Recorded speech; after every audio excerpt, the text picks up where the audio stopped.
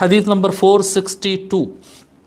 عن انس بن مالک قال قال رسول اللہ صلی اللہ علیہ وآلہ وسلم من خرج فی طلب العلم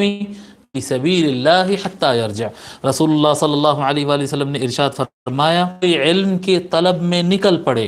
جو کوئی علم کی طلب میں چلے،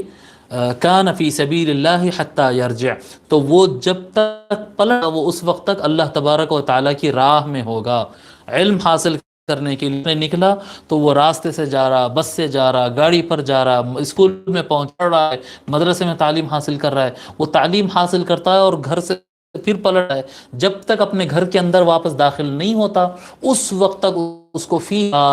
اللہ کے راہ میں ٹائم دینے کا اس کو ثواب عطا